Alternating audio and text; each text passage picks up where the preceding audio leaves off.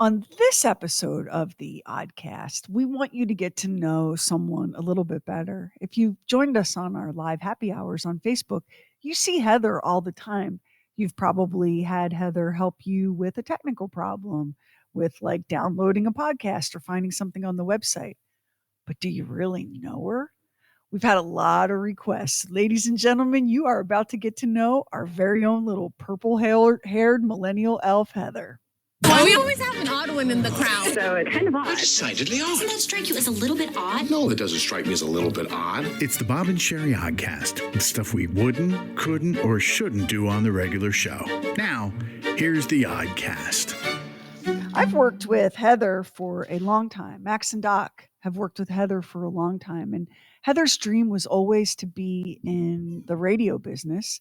And what's interesting is it was never to be in front of a microphone. It was never to be a public part of the radio business. And yet, here you are.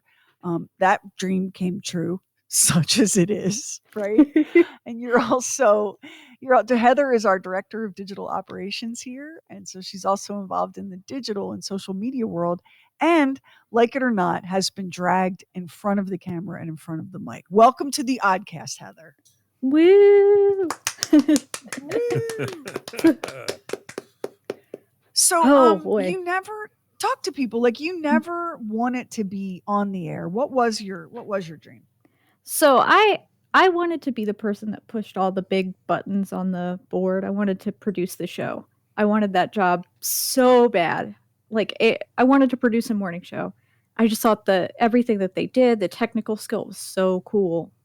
And then I sort of fell into something else when I got into radio that I didn't expect either.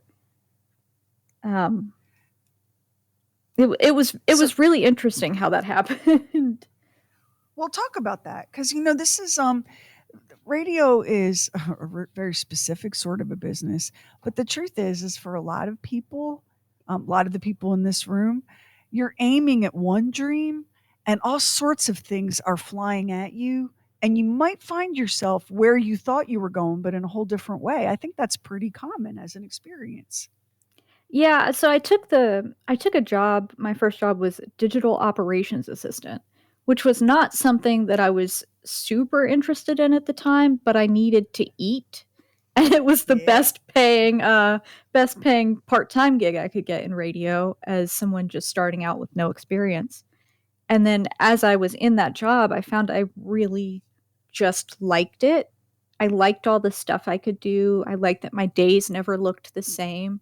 And then I just kept taking on more and more hats, as you do in this industry, and found myself running social media because I had been doing that since I was like 15. I used to run Jonas Brothers fan clubs on Facebook that had, several million people in them. So I'd always done like the social media community management. My grandmother was a photographer for my whole life, and we would go on shoots with her. It's like all of these things that I had been doing since I was very, very young sort of put together the perfect puzzle to put me in this seat, because there's not a whole lot of things that I haven't at least tried to do. So I have some, steps to get there. Even if it's something I have not the full picture of how to get done, I at least can start it. And I love to learn. I love to figure things out as I go along. So that's also really helpful in this job. And you did do, like, you've never done the air shift thing, right? Most people in radio are forced to do everything, including plow the parking lot before it's over. But you've never gotten crammed into an air shift, have you? No, when I was in college, I picked the time that I thought nobody would be listening, which was like midnight on a set, like super, super late, midnight on a Saturday in a college town. I was like, nobody's going to be hearing me. Because we had a certain amount of hours to do. But in terms of like professionally, I've never thus far been tricked into being on air. Except for when we trick you into being on our live virtual happy hours on Facebook. All right, we're gonna get to know Heather a little bit better. What happens behind the scenes?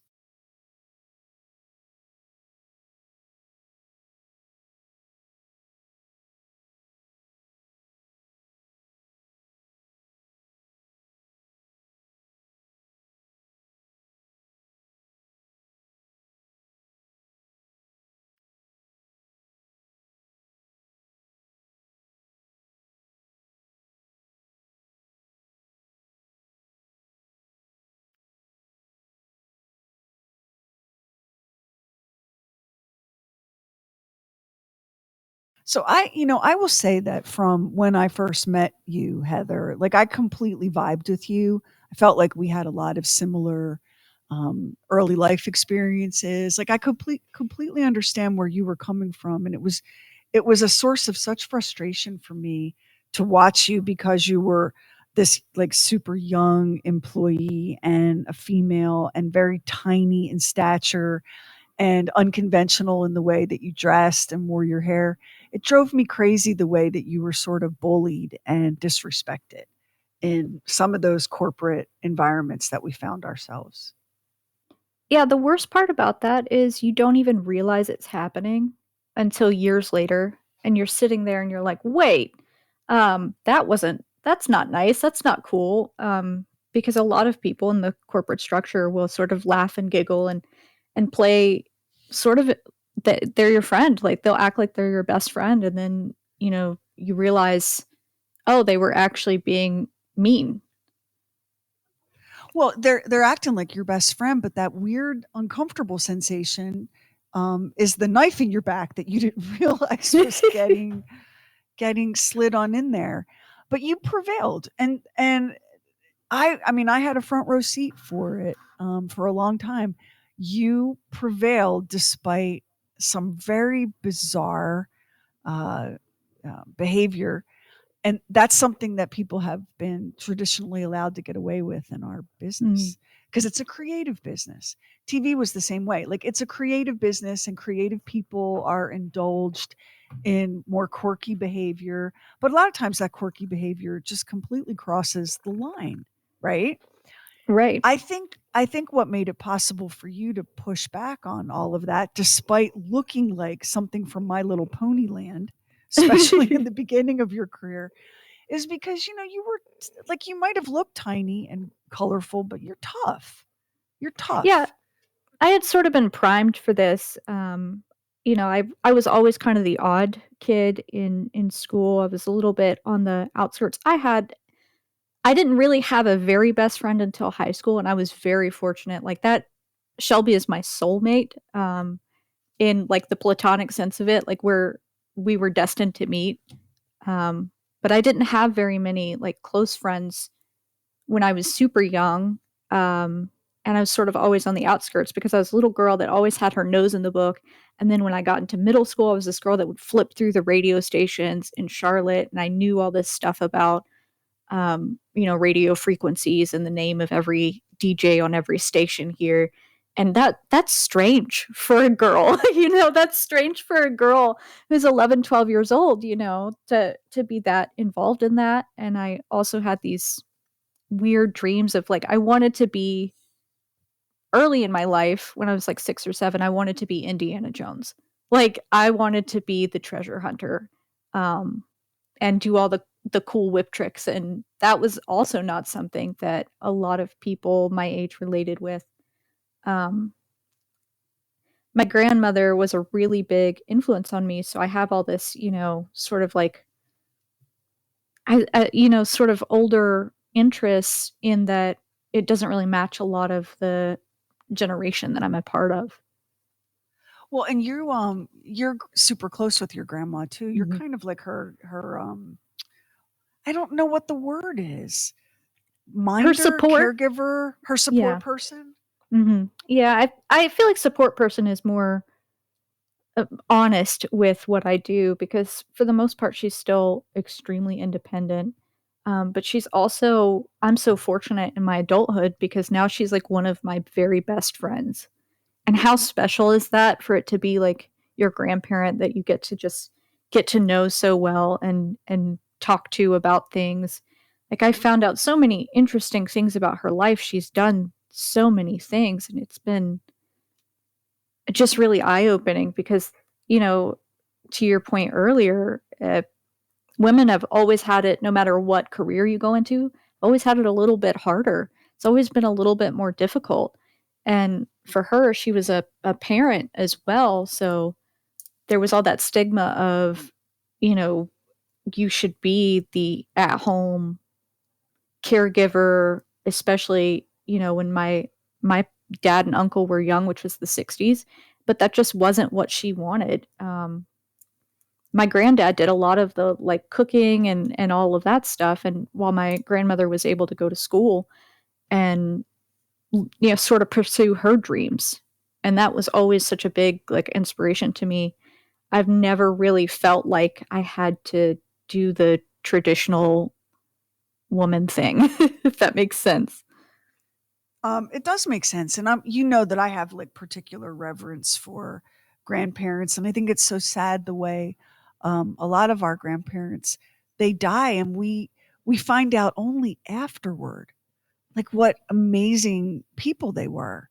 Max and I had an adventure. We were working on a True Weird Stuff episode, and we were working on an episode about the New Jersey Pine Barrens, which brought us to the town of Atco, which is Pine Barrens. And Max's dad, as a teenager, played semi-pro football for a team there. And so now we're like digging through the archives looking for Max's dad, and we're coming across other members of his distant family ancestors in that part of the world. And you just go, how is it that like we don't know any of this? Like how are our memories so short? So you're really lucky, I think, to have that kind of relationship with your grandmother where you can really look at her and see not just, mamaw, but like a full person with a full range of life experiences and dreams and desires and all of that. She's so special, and I'm so fortunate because I get to hear all of the stories about when she was a young girl, about her high school best friends and the group of 4 that they were and how special they were to her. I don't know very many grandchildren that get to know that side of their grandmother. Like my grandmother was such a fun, and she still is such a fun-loving, like adventurous kind of person. And she's never picked up a hobby that she didn't like master. And she has all these varied interests. She was the grandmother growing up that she had a microscope in her house and would show us like blood on slides, which not my favorite thing, but my older sister, who's a nurse, loved it. And so she was in all these different interests, and really it was so wonderful. So now talk a little bit about like when you're not working, which is I think for about 20 minutes or so on a Sunday when you're not working for the show. Like give people an idea who you are, because let me tell our Oddcast listeners, Bob, before he retired and now, it was so fascinated by Heather. I do so many things. Like, I'm 32. So in the summertime I garden, and I like obsessively garden. I love just growing vegetables, and I love giving those vegetables away to people. Like brings me so much joy to like grow them. And then I read like anything that really piques my interest, like, biographies, philosophy, fantasy. I'm really big into Lord of the Rings, like obsessively into Lord of the Rings. I think I've read those books hundreds of times at this point because of how much I just love the story weaving. And then I'm also a gamer, I really enjoy playing a lot of different online games as well as a lot of story games. So, it's all sorts of those things, and I just like bounce from one interest to one interest. But it's so much fun. But I guess I don't go out the way that other people, who are single and young do. I did that in my early 20s. I'm kind of tired of it. And it was never really much fun for me because it always felt like a performance. You're a Virgo. Yeah. Virgos do not light up the club when they come into the door. No. I think in part because like of your age and your tininess, and you look like super young. Bob could never quite reconcile that you were an adult. We would go out and we would all order drinks, and Heather would order a drink too because Heather's a grown ass woman with a driver's license.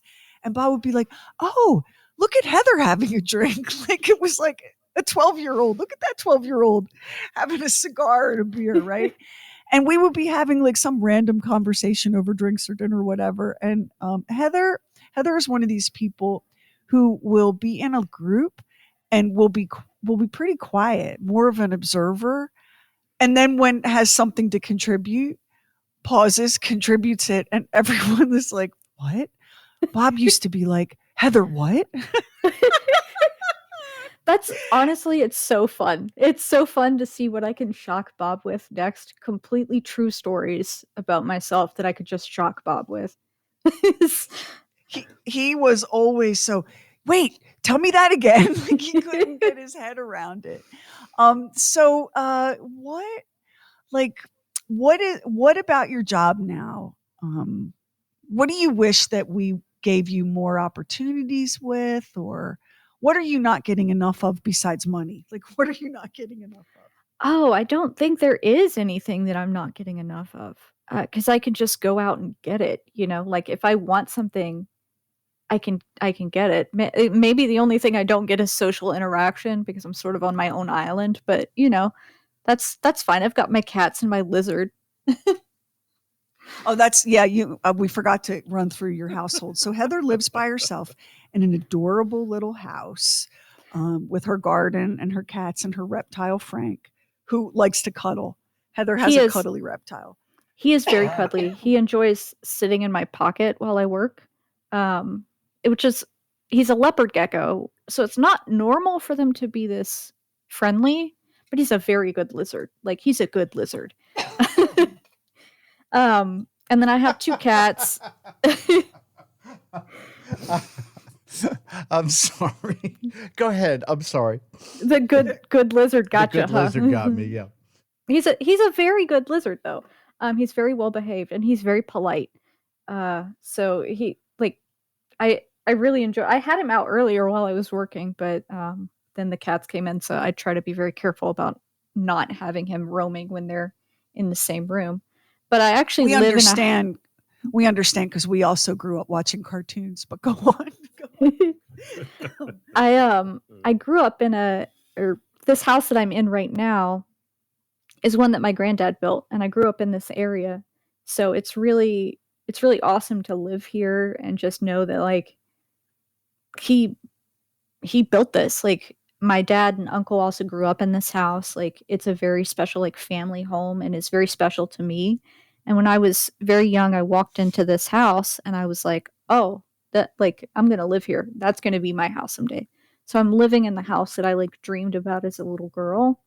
And it's so that in and of itself is so special and such a dream come true for me.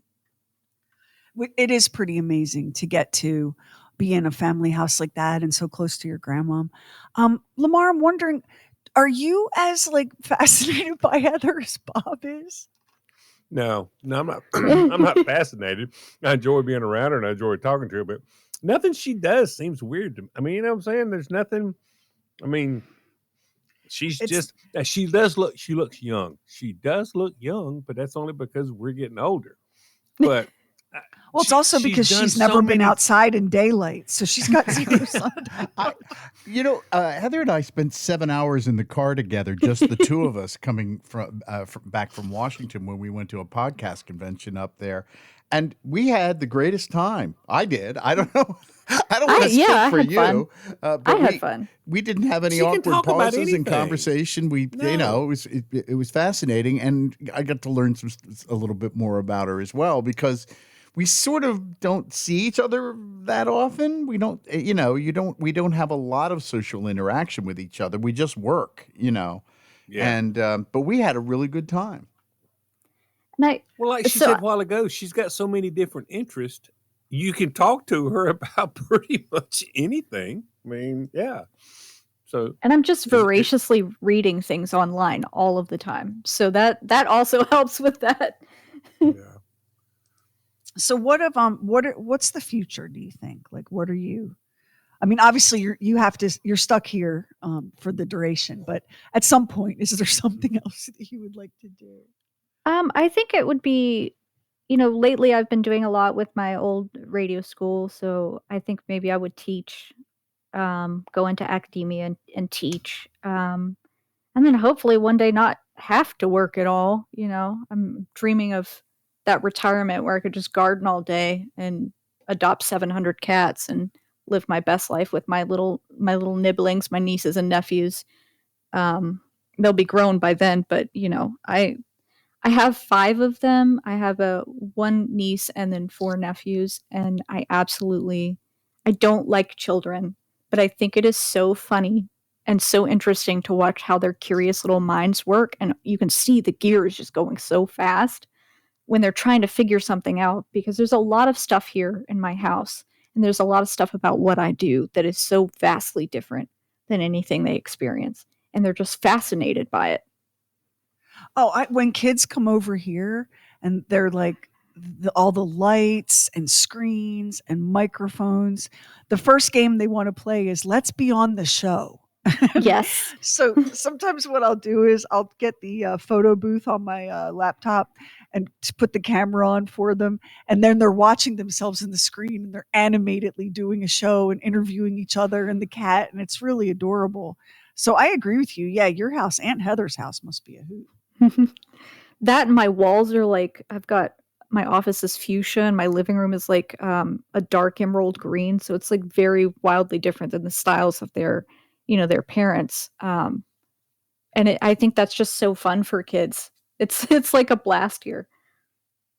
So before we wrap this episode up, is there anything that you would like to tell? Because you are Heather's in direct contact with a lot of our listeners and has like sorted through people's phone problems and laptop issues and social media hijackings and everything else.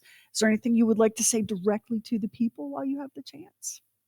I think a lot of you don't realize how much you mean to me. I read almost everybody who I interact with posts and profiles, and just seeing some of the wonderful things you say about the show and about me and what we do here, it means a lot to me, and it makes the job worth doing, because I'm not going to lie, it's a hard job. Even on the best day, even on the fun day, it's a hard job, but I love it. It's a passion job for me, and it always makes me feel more validated and more important when I see those types of positive comments, because the industry doesn't give us those. Oh no. Oh God, no. Did you see, speaking of reading everyone's posts and updates, our listener Kat Kane, her cancer is in remission. I know. I I'm saw that so she excited. posted that late last week. Is that not the best news? I am Right? so happy. I am so happy. We really do pay so much attention to, I mean, you want to talk about being up in people's business, right? Yeah, we're so nosy. Well, the thing about it is because of social media, we really get a window into a lot of people that listen to the show, into lives, and so we follow that stuff. And we get to know you, get to know us from the show, but we get to know you through that. And so you're important to us. And Yeah, we're that's looking true. to celebrate that happy news with you. When we made the decision to break away from corporate ownership and take the show independent, that took us about a year and a half of negotiating and wrangling and scheming and plotting and all of that. And the very first person that we hired was Heather. But in doing that, I made life so hard for Heather because her boss at the time, a complete madman, knew that that I wanted to I wanted Heather to come with us. And he had kind of an attitude like, you're poaching. And I'm like, I can't poach something you're trying to murder. Like I can't poach an employee who you're starving to death, who's looking for jobs at the mall. She's ready to give up her dream because she is so exhausted and overworked. But that was difficult, wasn't it? He really made your life difficult He really coming over did. to us. And I do want to set that straight. Like, I wasn't poached. I was going to leave anyway. They had fired one of my very good friends who was like one of my big support systems in the in the office, and I was working directly for somebody who didn't seem to like me very much, and I was getting paid less than the people I managed. And I was struggling. I mean, I was really struggling. And there was one day where I got up and I worked at 3:00, and then I went to an event until 11 p.m. that day. So 3 a.m. to 11 p.m. And no person should have to work like that. I miss so much family stuff. I miss so much friend stuff. I missed so many things. And Holidays. and I love this career. I love what I've chosen to do. But I was going to leave because I had had enough. And if you didn't throw that lifeline out, somebody else would have. I was leaving either way. The torture that we went through extricating from that and extricating Heather from that, it was kind of like a hostage negotiation in some ways, because there was always the danger, like, all right, the getaway car is going to come outside the building. Mhm. Run. But there was always the possibility of a grenade getting thrown at Heather before she could make it into the getaway car. Like, that is a story that we have never told publicly. We've never named names. We decided to take the high road and turn the other cheek and all of that. But the truth was, it was a wild ass ride getting from there to here. It really was, and there were a lot of people with hurt feelings because they thought I was going to stay forever. They thought that they could just continue to have me do all of these things at an entry level pay.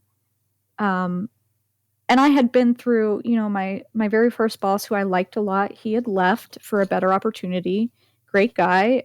He had left, and then I had a boss who passed away, and I was just tragically, and I was just supposed to assume and like get up the next day and just start working his job. And then they hired someone else in that position that I had been doing twice now that I had done, that just really didn't seem to have it together. And I unqualified is the word that you were looking for. Yeah. And I wasn't what they pictured in the role, which is why they didn't think of me. And I think that's something women in this industry come up against as well. And it just, I've never been able to tell the story in full. Someday I will, but it is always something I think back on, and I'm like, wow, I got through that. Holy cow. Got through it, survived it, and went on to thrive. And I think that is the best. Like, we've worked with a lot of people that are very vengeance oriented, and I understand why. We went through the best of times and the worst of times. We had the greatest management and the greatest cohort of people working with us, and then we didn't. And so it was the best of times, it was the worst of times. And I know people to this day that are nursing one mother of a grievance against some individuals in that latter chapter. But you already won. You know what I mean? You won. Because I can remember being told that I was never going to work again. You were never going to work again. Please. That is, I try not to harbor the grudges, but it's a little hard. I am a Virgo, and I will hold that. So I think about it, but I know that I'm happy. So that's, honestly, I'm happy. I've grown a lot. I'm proud of where I've been. I'm proud of what I've done. And that's all that really matters to me. If somebody has hurt feelings about a choice that I made, I am sorry, but I did what I needed to do for my own sanity. There's a real, you got to be so careful that you don't allow other people to emotionally blackmail you into accepting an abusive environment. Like, you should be grateful, Heather, that we've given you all these chances. Now hold still while we beat you with a stick. That dynamic, whether it's happening at home or at work, is toxic. It never ends well.